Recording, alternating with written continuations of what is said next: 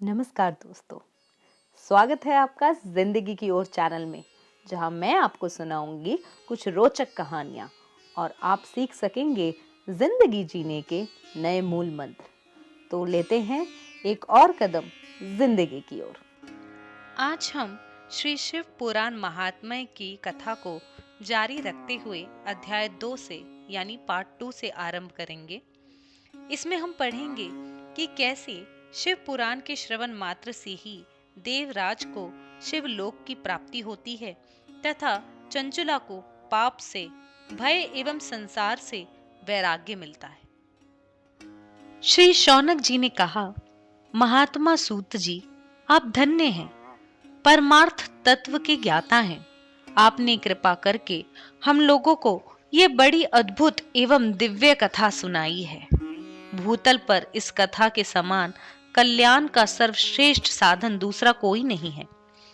ये बात हमने आज आपकी कृपा से निश्चय पूर्वक समझ ली। सूत जी, कलियुग में इस कथा के द्वारा कौन कौन से पापी शुद्ध होते हैं, उन्हें कृपा पूर्वक बताइए और इस जगत को कृतार्थ कीजिए।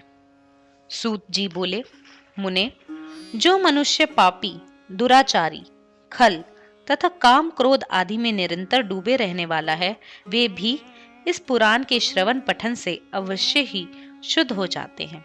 इसी विषय में जानकर मुनि इस प्राचीन इतिहास का उदाहरण दिया करते हैं, जिसके श्रवण मात्र से पापों का पूर्णतया नाश हो जाता है। पहले की बात है, एक ब्राह्मण रहता था जो ज्ञान में अत्यंत दुर्बल, दरिद्र, रस बेचने वाला तथा वैदिक धर्म से विमुख था। वह स्नान, संध्या आदि कर्मों से भ्रष्ट हो गया था और वैश्य वृत्ति में तत्पर रहता था। उसका नाम था देवराज। वह अपने ऊपर विश्वास करने वाले लोगों को ठगा करता था। उसने ब्राह्मणों, क्षत्रियों, वैश्यों, शूद्रों तथा दूसरों को भी अनेक बहानों से मारकर उन सब का धन हड़प लिया करता था, परंतु उस पापी का थोड़ा सा भी धन कभी धर्म के काम में नहीं लगा था। वह वैश्यगामी तथा सब प्रकार से आचार भ्रष्ट था। एक दिन घूमता घामता वह देवयोग से प्रतिष्ठानपुर में जा पहुंचा। वहां उसने एक शिवालय देखा, जहां बहुत से साधु महात्मा एकत्रित हुए थे। देवराज उस शिवालय में ठहर गया, किंतु वहां उस ब्राह्मण को ज्वर आ गया। उस ज्वर से उसको बड़ी पीड़ा होने लगी। वहां एक ब्राह्मण देवता शिव पुराण की कथा सुना रहे थे। ज्वर में पड़ा हुआ देवराज ब्राह्मण के मुखारविंद से निकली हुई उस शिव कथा को निरंतर सुनता रहता। 1 मास के बाद वह ज्वर से अत्यंत पीड़ित होकर चल बसा। यमराज के दूत आए और उसे पाशों से बांधकर बलपूर्वक यमपुरी में ले गए। इतने में ही शिवलोक से भगवान शिव के पार्षद गण आ गए। उनके गौर अंग कपूर के समान उज्जवल थे। हाथ त्रिशूल से सुशोभित हो रहे थे। उनके संपूर्ण अंग भस्म से उद्भासित थे और रुद्राक्ष की मालाएं उनके शरीर की शोभा बढ़ा रही थी। वे सबके सब क्रोध पूर्वक यमपुरी में गए और यमराज के दूतों को मार पीट कर बारंबार धमकाकर उन्होंने देवराज को उनके चंगुल से छुड़ा लिया और अत्यंत अद्भुत विमान पर बिठाकर जब वे शिवदूत कैलाश जाने को उद्यत हुए, उस समय यमपुरी में बड़ा भारी कोलाहल मच गया। उस कोलाहल को सुनकर धर्मराज अपने भवन से बाहर आए। साक्षात दूसरे रुद्रों के समान प्रतीत होने वाले उन चारों दूतों को देखकर धर्मराज ने उनका विधि पूर्वक पूजन किया और ज्ञान दृष्टि से देखकर सारा वृत्तांत जान लिया। उन्होंने भय के कारण भगवान शिव के उन महात्मा दूतों से ऐसी बात नहीं पूछी, उल्टे उन सब की पूजा एवं प्रार्थना की। तत्पश्चात वे शिवदूत कैलाश को चले गए और वहां पहुंचकर उन्होंने उस ब्राह्मण को दया सागर सांब शिव के हाथों में दे दिया। शौनक जी ने कहा, महाभाग सूत जी, आप सर्वज्ञ हैं। महामते, आपकी कृपा प्रसाद से मैं बारंबार कृतार्थ हुआ। इस इतिहास को सुनकर मेरा मन अत्यंत आनंद में निमग्न हो रहा है। अतः अब भगवान शिव में प्रेम बढ़ाने वाली शिव संबंधिनी दूसरी कथाओं को भी कहिए। श्री सूत जी बोले, शौनक सुनो, मैं तुम्हारे सामने गोपनीय कथा वस्तु का भी वर्णन करूंगा, क्योंकि तुम शिव भक्तों में अग्रगण्य तथा वेद वेदाताओं में श्रेष्ठ हो। समुद्र के निकटवर्ती प्रदेश में एक वाशकाल नामक ग्राम है, जहां वैदिक धर्म से विमुख महापापी द्विज निवास करते हैं। वे सब के सब बड़े दुष्ट हैं। उनका मन दूषित विषय भोगों में ही लगा रहता है। वे न देवताओं पर विश्वास करते हैं, न भाग्य पर। वे सभी कुटिल वृत्ति वाले हैं। किसानी करते और भांति भांति के घातक अस्त्र शस्त्र रखते हैं। वे व्यभिचारी और खल हैं। ज्ञान, वैराग्य तथा सधर्म का सेवन ही मनुष्य के लिए परम पुरुषार्थ है। इस बातों को वे बिल्कुल नहीं जानते हैं। वे सभी पशु बुद्धि वाले हैं। वे सदा कुकर्म में लगे रहते हैं और नित्य विषय भोगों में ही डूबे रहते हैं। वहां की सब स्त्रियां भी कुटिल स्वभाव की है, स्वेच्छाचरणी, पापासक्त, कुत्सित विचार वाली और व्यभिचारिणी हैं। वे सद्य व्यवहार तथा सदाचार से सर्वथा शून्य हैं। इस प्रकार वहां दुष्टों का ही निवास है। उस वाशकाल नामक ग्राम में किसी समय एक बृंदुक नामक धारी ब्राह्मण रहता था। वह बड़ा अधम था, दुरात्मा और महापाती था। यद्यपि उसकी स्त्री बड़ी ही सुंदर थी, तो भी वह कुमार्ग पर ही चलता था। उसकी पत्नी का नाम चंचुला था। वह सदा उत्तम धर्म के पालन में लगी रहती थी, तो भी उसे छोड़कर वह दुष्ट ब्राह्मण वैश्यागामी हो गया था। इस तरह कुकर्म में लगे हुए उस बिंदुक के बहुत वर्ष व्यतीत हो गए। उसकी स्त्री चंचुला काम से पीड़ित होने पर भी स्वधर्म नाश के भय से केश सहकर भी दीर्घ काल तक धर्म से भ्रष्ट नहीं हुई, परंतु दुराचारी पति के आचरण से प्रभावित हो आगे चलकर वह स्त्री भी दुराचारिणी हो गई। इस तरह दुराचार में डूबे हुए उन मूढ़ चित्त वाले पति पत्नी का बहुत सा समय व्यर्थ बीत गया। तदंतर शूद्र जातीय वैश्य का पति बना हुआ वह दूषित बुद्धि वाला धृष्ट ब्राह्मण बिंदुक समय अनुसार मृत्यु को प्राप्त हो नरक में चला गया। बहुत दिनों तक नरक के दुख भोगकर वह मूढ़ बुद्धि पापी विध्यंतर पर्वत पर भयंकर पिशाच हुआ। इधर उस दुराचारी पति बिंदुक के मर जाने पर वह चंचुला बहुत समय तक पुत्रों के साथ अपने घर में ही रही। एक दिन देव योग से किसी पुण्य पर्व के आने पर वह स्त्री भाई बंधुओं के साथ गौकर्ण क्षेत्र में गई। तीर्थ यात्रियों के संग से उसने भी उस समय जाकर किसी तीर्थ के जल में स्नान किया। फिर वह साधारणतया बंधुजनों के साथ यत्र तत्र घूमने लगी। घूमती घामती किसी देव मंदिर में गई और वहां उसने एक देवज्ञ ब्राह्मण के मुख से भगवान शिव की परम पवित्र एवं मंगलकारिणी उत्तम पौराणिक कथा सुनी।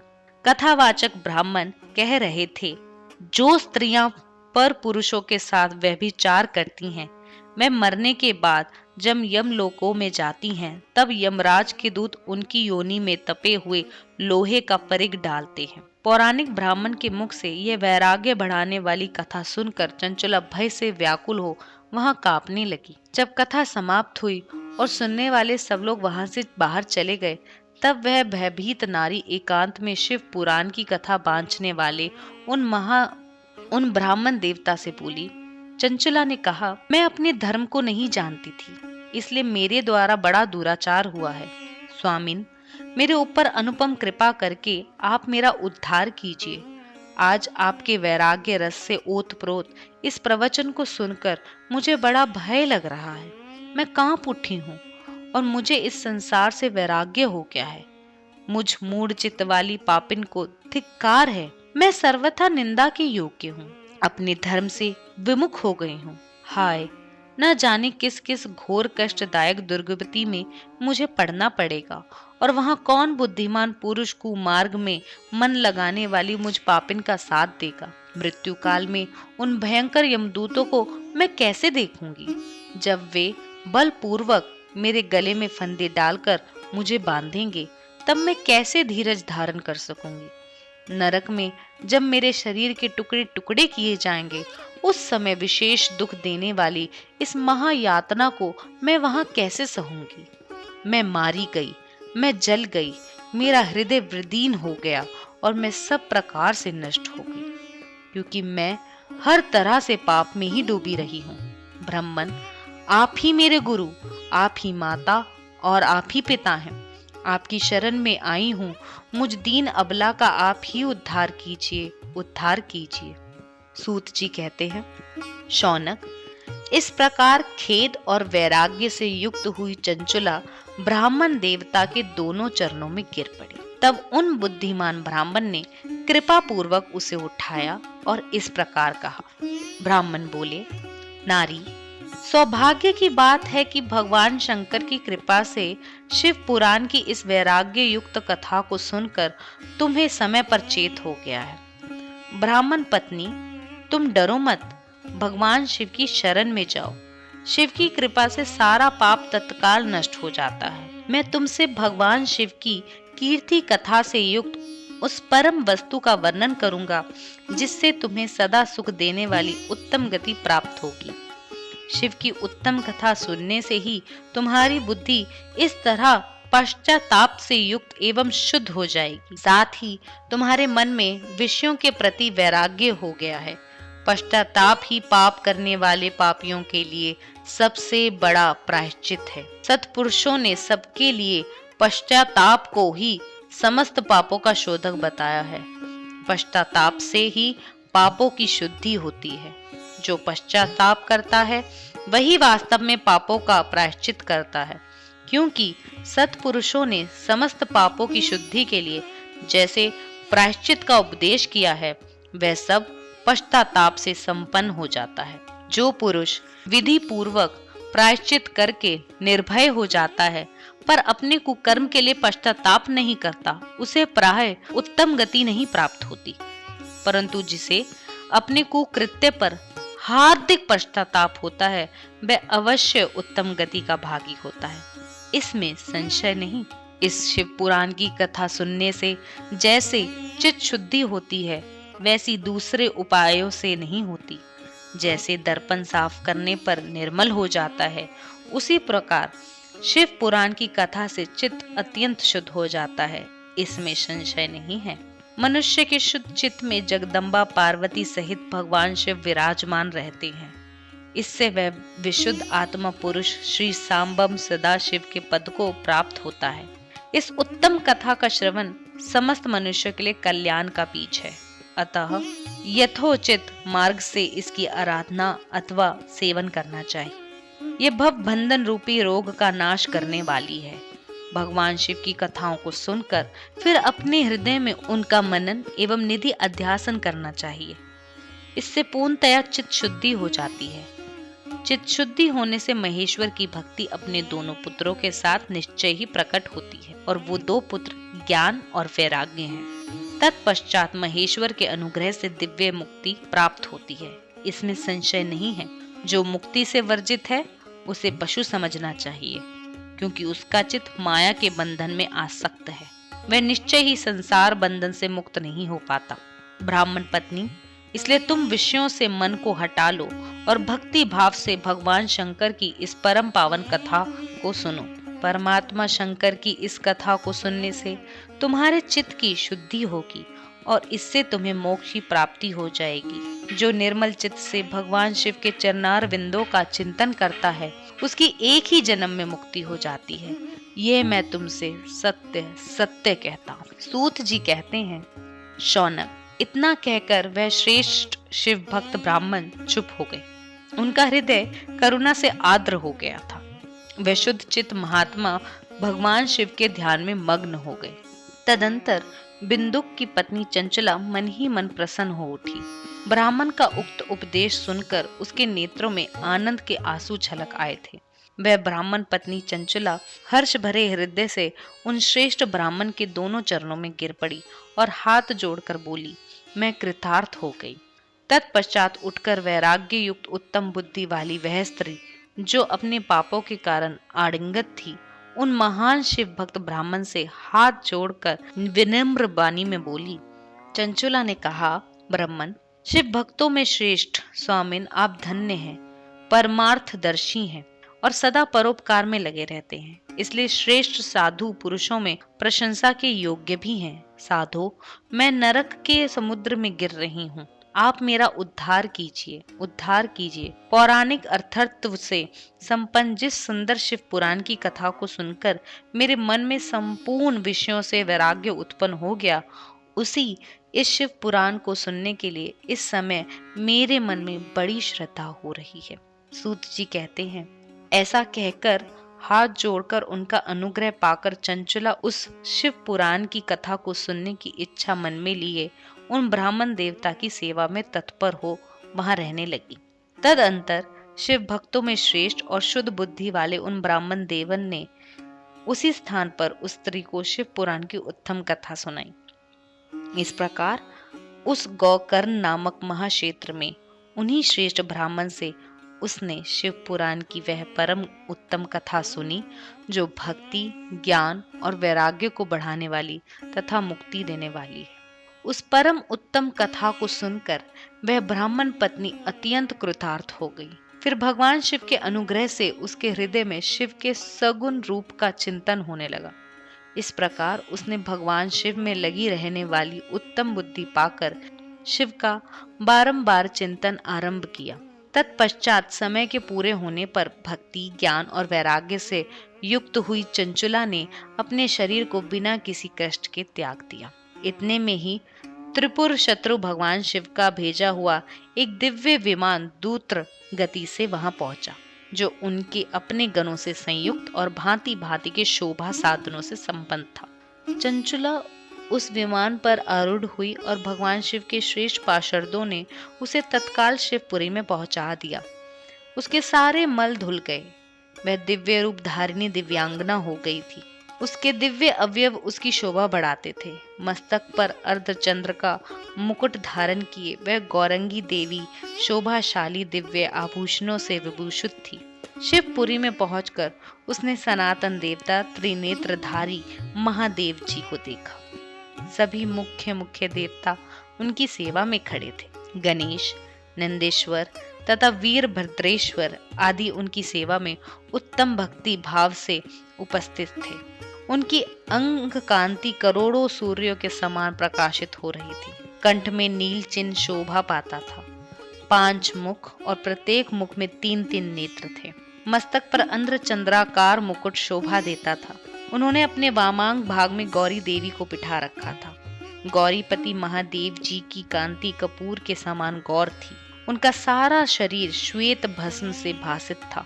शरीर पर श्वेत वस्त्र शोभा पा रहे थे। इस प्रकार परम उज्जवल भगवान शंकर का दर्शन करके वह ब्राह्मण पत्नी चंचुला अब बहुत प्रसन्न हुई। अत्यंत प्रीति युक्त होकर उसने बड़ी उतावली के साथ भगवान को बारंबार प्रणाम किया। फिर हाथ जोड़कर वह बड़े प्रेम, आनंद और संतोष से युक्त हो विनीत भाव से खड़ी हो गई। उसके नेत्रों से आनंद आश्रुओं की अविरल धारणा बहने लगी तथा संपूर्ण शरीर में रोमांच हो गया। उस समय भगवती पार्वती और भगवान शंकर ने उसे बड़ी करुणा के साथ अपने पास बुलाया और सौम्य दृष्टि से उसकी ओर देखा। पार्वती जी ने तो दिव्य रूप धारिणी चंचुला को प्रेम पूर्वक अपनी सखी बना लिया। वह उस परम आनंद घन ज्योति स्वरूप सनातन धाम में अविचल निवास पाकर दिव्य सौख्य से संपन्न हो अक्षय सुख का अनुभव करने लगे। सूत जी बोले, शौनक, एक दिन परम आनंद में निमग्न हुई चंचुला ने उमा देवी के पास जाकर प्रणाम किया और दोनों हाथ जोड़कर वह उनकी स्तुति करने लगी। चंचुला बोली, उमा माते, मनुष्यों ने सदा आपका सेवन किया है। समस्त सुखों को देने वाली शंभु प्रिय आप ब्रह्म स्वरूपनी हैं। विष्णु और ब्रह्मा आदि देवताओं द्वारा सेव्य हैं। आप ही सगुना और निर्गुणा हैं तथा आप ही सूक्ष्म संचिदानंद स्वरूपिणी आद्या प्रकृति हैं। आप ही संसार की सृष्टि, पालन और संहार करने वाली हैं। 3 गुणों का आश्रय भी आप ही हैं। ब्रह्मा, विष्णु और महेश्वर, इन तीनों देवताओं का आवास स्थान तथा उनकी उत्तम प्रतिष्ठा करने वाली पराशक्ति आप ही हैं। सूत जी कहते हैं, शौनक, जिसे स्वदत्तति प्राप्त हो जाती है वह चंचुला इस प्रकार महेश्वर पत्नी उमा की स्तुति करके सिर झुकाए चुप हो गई। उसके नेत्रों में प्रेम के आंसू उमड़ आए थे। तब करुणा से भरी हुई शंकर प्रिया भक्त वत्सला पार्वती देवी ने चंचुला को संबोधित करके बड़े प्रेम से इस प्रकार कहा। पार्वती जी बोली, सखी चंचुले सुंदरी, मैं तुम्हारी की हुई स्तुति से बहुत प्रसन्न हूँ। बोलो, क्या वर मांगती हो? तुम्हारे लिए मुझे कुछ भी अदेय नहीं है। चंचुला बोली, निष्पाप गिरिराज कुमारी, मेरे पति बिंदुक इस समय कहाँ हैं? उनकी कैसी गति हुई है यह मैं नहीं जानती। कल्याणमयी दीन वत्सले, मैं अपने उन पति देव से जिस प्रकार संयुक्त हो सकूं वैसे ही उपाय कीजिए। महेश्वरी, महादेवी, मेरे पति एक शूद्र जातीय वैश्या के प्रति आसक्त थे और पाप में ही डूबे रहते थे। उनकी मृत्यु मुझसे पहले ही हो गई थी, न जाने वे किस गति को प्राप्त हुए।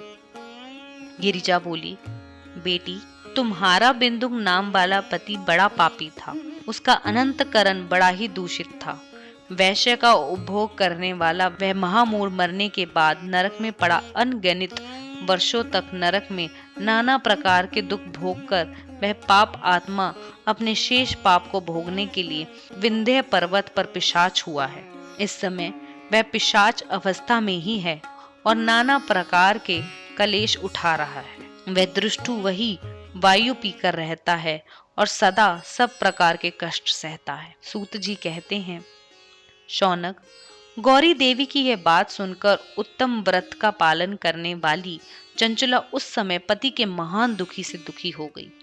फिर मन को स्थिर करके उस ब्राह्मण पत्नी ने व्यथित हृदय से महेश्वरी को प्रणाम करके पुनः पूछा। चंचुला बोली, महेश्वरी, महादेवी, मुझ पर कृपा कीजिए और दूषित कर्म करने वाले मेरे उस दुष्ट पति का अब उद्धार कर दीजिए। देवी, कुत्सित बुद्धि वाले मेरे उस पापी पति को किस उपाय से उत्तम गति प्राप्त हो सकती है, ये शीघ्र बताइए। आपको नमस्कार है। पार्वती ने कहा, तुम्हारा पति यदि शिव पुराण की पुण्यमयी उत्तम कथा सुने तो सारी दुर्गति को पार करके वह उत्तम गति का भागी हो सकता है। अमृत के समान मधुर अक्षरों से युक्त गौरी देवी का यह वचन आदर पूर्वक सुनकर चंचुला ने हाथ जोड़ मस्तक झुकाकर उन्हें बारंबार प्रणाम किया और अपने पति के समस्त पापों की शुद्धि तथा उत्तम गति के प्राप्ति के लिए पार्वती देवी से यह प्रार्थना की कि मेरे पति को शिव पुराण सुनाने की व्यवस्था होनी चाहिए। उस ब्राह्मण पत्नी के बारंबार प्रार्थना करने पर शिव प्रिया गौरी देवी को बड़ी दया आई। उन भक्त वत्सला महेश्वरी गिरिराज कुमारी ने भगवान शिव की उत्तम कीर्ति का गान करने वाले गंधर्व राज तुम्बुरकु को बुलाकर उनसे प्रसन्नता पूर्वक इस प्रकार कहा, तुम्बुरो, तुम्हारी भगवान शिव में प्रीति है। तुम मेरे मन की बातों को जानकर मेरे अभिष्ट कार्य को सिद्ध करने वाले हो, इसलिए मैं तुमसे एक बात कहती हूँ, तुम्हारा कल्याण हो। तुम मेरी इस सखी के साथ शीघ्र ही विंध्य पर्वत पर जाओ। वहाँ एक महाघोर और भयंकर पिशाच रहता है। उसका वृत्तांत तुम आरंभ से ही सुनो। मैं तुमसे प्रसन्नता पूर्वक सब कुछ बताती हूँ। पूर्व जन्म में वह पिशाच बिंदुक नामक ब्राह्मण था। मेरी इस सखी चंचुला का पति था, परंतु वह दुष्ट वैश्यगामी हो गया। स्नान संध्या आदि नित्य कर्म छोड़कर अपवित्र रहने लगा।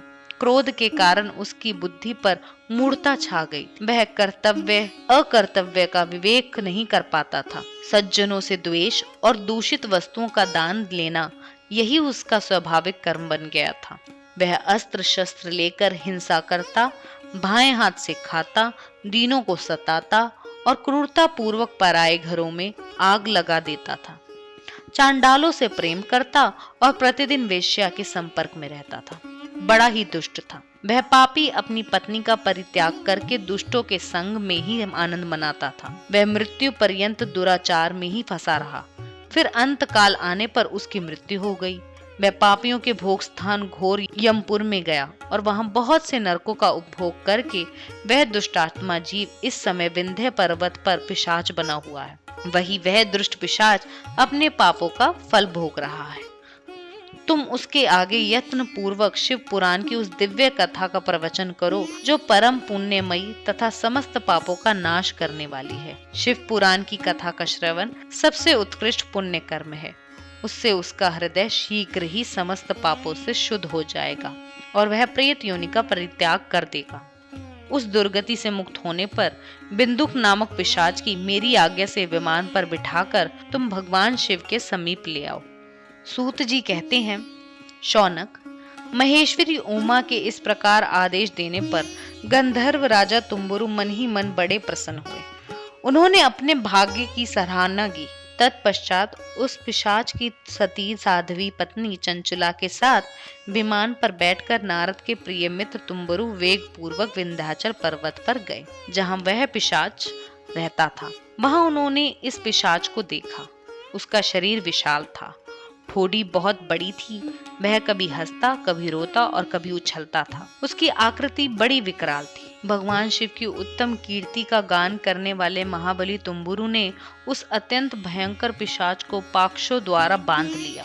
तदंतर तुम्बुरु ने शिव पुराण की कथा भांचने का निश्चय करके महोत्सव युक्त स्थान और मंडप आदि की रचना की। इतने में ही संपूर्ण लोकों में बड़े वेग से यह प्रचार हो गया कि देवी पार्वती की आज्ञा से एक पिशाच का उद्धार करने के उद्देश्य से शिव पुराण की उत्तम कथा सुनाने के लिए तुम्बुरु विंध्य पर्वत पर गए हैं। फिर तो इस कथा को सुनने के लोभ से बहुत से देवर्षि भी शीघ्र ही वहां पहुंचे। आदर पूर्वक शिव पुराण सुनने के लिए आए हुए लोगों का उस पर्वत पर बड़ा अद्भुत और कल्याणकारी समाज जुट गया। फिर तुम्बुरु ने उस पिशाच को पांशों से बांधकर आसन पर बिठाया और हाथ में वीणा लेकर गौरीपति की कथा का गान आरंभ किया। पहली अर्थात विद्येश्वर संहिता से लेकर 7वीं वायु संहिता तक महात्म्य सहित शिव पुराण की कथा का उन्होंने स्पष्ट वर्णन किया। 7 संहिताओं सहित शिव पुराण का आदर पूर्वक श्रवण करके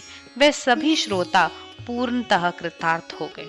उस परम पुण्यमय शिव पुराण को सुनकर उस पिशाचन के अपने सारे पापों को धोकर उस पैशाचिक शरीर को त्याग दिया। फिर तो शीघ्र ही उसका रूप दिव्य हो गया। अंग कांति गौर वर्ण की हो गई। शरीर पर श्वेत वस्त्र तथा सब प्रकार के पुरुषोचित आभूषण उसके अंगों को उद्यासित करने लगे। वह त्रिनेत्रधारी चंद्रशेखर रूप हो गया। इस प्रकार दिव्य देहधारी होकर श्रीमान बिंदुक अपनी प्राण वल्लभा चंचुला के साथ स्वयं भी पार्वती वल्लभ भगवान शिव का गुणगान करने लगा। उसकी स्त्री को इस प्रकार दिव्य रूप से सुशोभित देख वह सभी देवर्षि बड़े विस्मित हुए। उनका चित्त परम आनंद से परिपूर्ण हो गया। भगवान महेश्वर का वह अद्भुत चरित्र सुनकर वे सभी श्रोता परम कृतार्थ हो प्रेम पूर्वक श्री शिव का यशोगान गान करते हुए अपने अपने धाम को चले गए। दिव्य रूपधारी श्रीमान बिंदुक भी सुंदर विमान पर अपनी प्रियतमा के पास बैठकर सुख पूर्वक आकाश में स्थित हो बड़ी शोभा पाने लगा। तद अंतर महेश्वर के सुंदर एवं मनोहर गुणों का गान करता हुआ वह अपनी प्रियतमा तथा तुम्बुरु के साथ शीघ्र ही शिवा धाम में जा पहुंचा। वहां भगवान महेश्वर तथा पार्वती देवी के प्रसन्नता पूर्वक बिंदुक का बड़ा सत्कार किया और उसे अपना पार्षद बना लिया। उसकी पत्नी चंचला पार्वती जी की सखी हो गई। उस घनीभूत ज्योति स्वरूप परम आनंदमय सनातन धाम में अविचल निवास पाकर वह दोनों दंपति परम सुखी हो गए। तो इसी के साथ हम श्री शिव पुराण महात्म्य के अध्याय 2, 3, 4 का समापन करते हैं। अगर आपको ये वीडियो आई हो पसंद तो प्लीज इसे लाइक करें और अपने सभी चाहने वालों के साथ शेयर करें। जल्द ही मैं लेकर आऊंगी एक और कहानी के साथ, जिसमें हम पढ़ेंगे कि क्या होते हैं नियम अगर आप शिव पुराण सुन रहे हैं या अपने घर शिव पुराण की कथा रखवाते हैं। तो बने रहिए हमारे साथ और उस वीडियो के इंतजार करने से पहले बेल नोटिफिकेशन जरूर दबाएं और सब्सक्राइब कर लीजिए हमारा चैनल, ताकि जब मैं वो वीडियो डालूंगी तो आपको वो नोटिफिकेशन आ जाएगा। धन्यवाद।